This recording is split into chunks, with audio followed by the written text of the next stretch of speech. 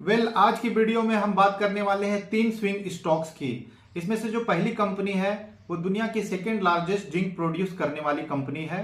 Zinc के साथ ये सिल्वर भी प्रोड्यूस करती है। भारत में ये लगभग 75% मार्केट शेयर रखती है और इस स्टॉक में पिछले कई दिनों से तेजी देखने को हमें मिल रही है। अभी हम इस स्टॉक के डे टाइम फ्रेम के चार्ट का टेक्निकल एनालिसिस करेंगे और हम देखेंगे कि इस स्टॉक में हम कहां एंट्री बना सकते हैं और कहां हमारा एग्जिट होगा। तो आइए इसको समझते हैं। चार्ट में अगर हम देखें तो ये डे टाइम फ्रेम का हिंदुस्तान जिंक का चार्ट है और इसमें हम देख रहे हैं कि पिछले 4 दिनों से इसे 582 के प्राइस रेंज में एक रेजिस्टेंस देखने को मिल रहा है। कल इस स्टॉक में ब्रेकआउट हमें देखने को मिला था और आज ये स्टॉक वहां से ब्रेकआउट से लगभग 593 से इसने 620 का हाई लगाया है। तो अभी हम इस स्टॉक में कैसे एंट्री बनाएंगे? तो एंट्री बनाने के लिए हम इस स्टॉक का रिटेस्ट का वेट करेंगे। अगर ये स्टॉक यहां से रिटेस्ट करते हुए अगर इस प्राइस रेंज के पास जहां इसे रेजिस्टेंस मिल रहा था 582 के आसपास आती है और यहां से रिटेस्ट करके स्टॉक ऊपर जाती है तो जो पहला कैंडल बनेगा उसके बाद हम एंट्री बनाएंगे और जो कैंडल बनेगा पहला उस कैंडल के लो को हम अपना स्टॉप लॉस बनाएंगे। अब हम बात करेंगे दूसरे स्टॉक के बारे में। जो ये दूसरा स्टॉक है ये एक फार्मास्यूटिकल कंपनी है और इसने भी पिछले 1 सालों में काफी अच्छा रिटर्न लोगों को बनाकर दिया है। तो आइए हम दूसरे स्टॉक की ओर आगे बढ़ते हैं। दूसरा स्टॉक ल्यूपिन है और ल्यूपिन में हम देखें तो ये ल्यूपिन का वीकली चार्ट है। वीकली चार्ट में हम देखते हैं कि ल्यूपिन 1716 के प्राइस रेंज के पास एक स्ट्रॉन्ग रेजिस्टेंस जोन बना रही है और पिछले कई वीक से इस आसपास ये स्टॉक ट्रेड कर रहा है। अगर हम देखें तो यहां ये इस बॉक्स के अंदर ही ट्रेड कर रहा है। तो अभी हम इस पे ट्रेड कैसे करेंगे?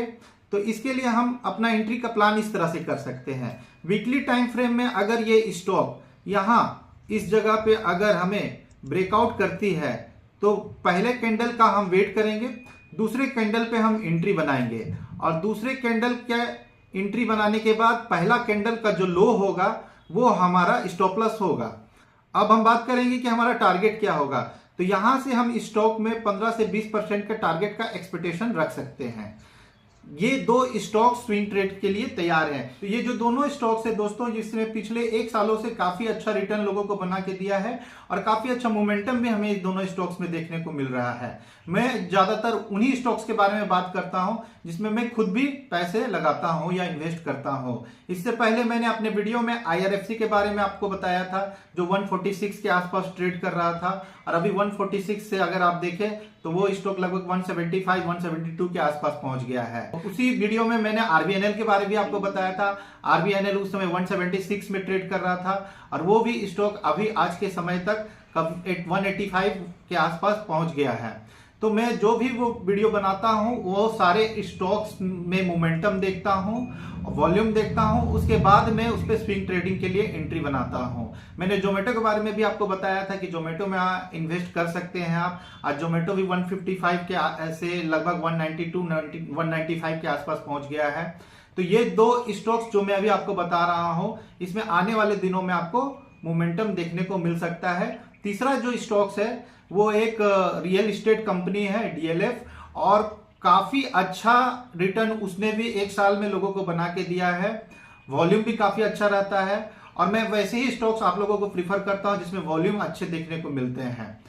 तो आइए हम DLF के चार्ट का भी टेक्निकल एनालिसिस करते हैं। DLF के चार्ट में हम अगर देखें तो ये DLF का वीकली टाइम फ्रेम का चार्ट है और वीकली टाइम फ्रेम में हम देख रहे हैं कि पिछले कई दिनों से ये स्टॉक्स भी एक प्राइस रेंज के पास 931 के आसपास ट्रेड कर रही है और यहां पर इसे स्ट्रॉन्ग रेजिस्टेंस देखने को मिल रहा है।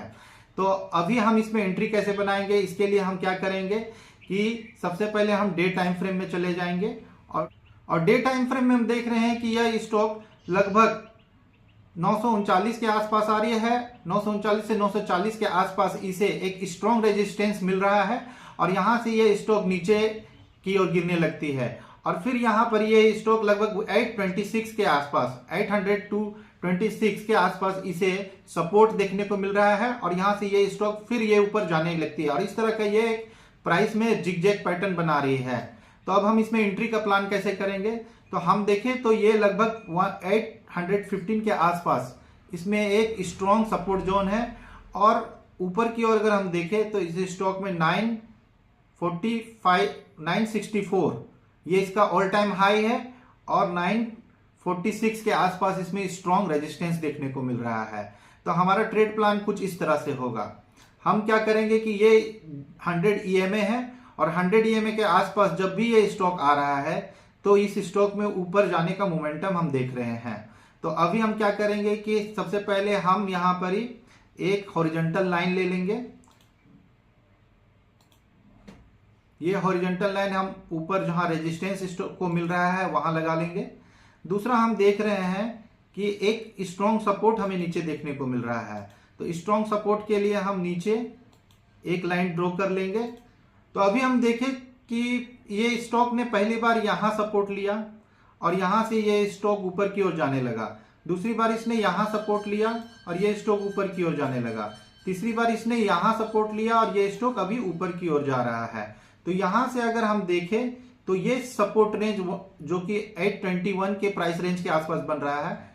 तो इस स्टॉक में हम जब भी ये स्टॉक 821 से लेके 825 के आसपास हमें मिले तो हम इसमें एंट्री बना सकते हैं। तो अभी देखें तो इस स्टॉक में यहां सपोर्ट हमें देखने को मिल रहा है और यहां से ये स्टॉक सपोर्ट लेने के बाद ऊपर जा रही है। तो हम अपना एंट्री नेक्स्ट कैंडल में बना सकते थे, लेकिन अभी इस स्टॉक अभी 2-3 दिन इसमें लेट हो चुका है। तो हम वेट करेंगे कि ये स्टॉक किस दिन नीचे इसमें फॉल देखने को मिलता है और जैसे ही ये स्टॉक नीचे की ओर आएगा तो हम इसमें एंट्री बनाएंगे और हम यहां से 14% का हमारा टारगेट होगा। 14% के टारगेट के लिए इस स्टॉक में वेट करेंगे और हमारा जो स्टॉप लॉस होगा वो 817 का होगा। तो ये हमारा तीसरा स्टॉक था जो कि DLF था और ये तीनों स्टॉक स्विंग ट्रेडिंग के लिए तैयार हैं। लेकिन वीडियो समाप्त करने से पहले मैं एक डिस्क्लेमर देना चाहूंगा कि आप अपनी एंट्री बनाने से पहले किसी भी स्टॉक में, चाहे वो आप स्विंग ट्रेडिंग के लिए ले रहे हो या इन्वेस्टमेंट के ले रहे हो, पूरी तरह से एनालिसिस करें, चार्ट को पढ़ें और अपने फाइनेंशियल एक्सपर्ट से एडवाइस लें। उसके बाद ही आप एंट्री बनाएं स्टॉक में और अपना जो टारगेट हो वो एक कैलकुलेटेड रिस्क के द्वारा ले और उस कैलकुलेटेड रिस्क को हमेशा अपना एक स्टॉप लॉस माने और उस स्टॉप लॉस के हिट होते ही आप स्टॉप से एग्जिट कर जाएं। तो ये तीनों स्टॉक्स आप स्विंग ट्रेडिंग के लिए अपने रडार में रख सकता है। मैं मिलूंगा आपसे अगले वीडियो में कुछ नए स्टॉक्स और स्विंग ट्रेडिंग की स्ट्रेटेजी के साथ। तब तक के लिए जय हिंद, जय भारत।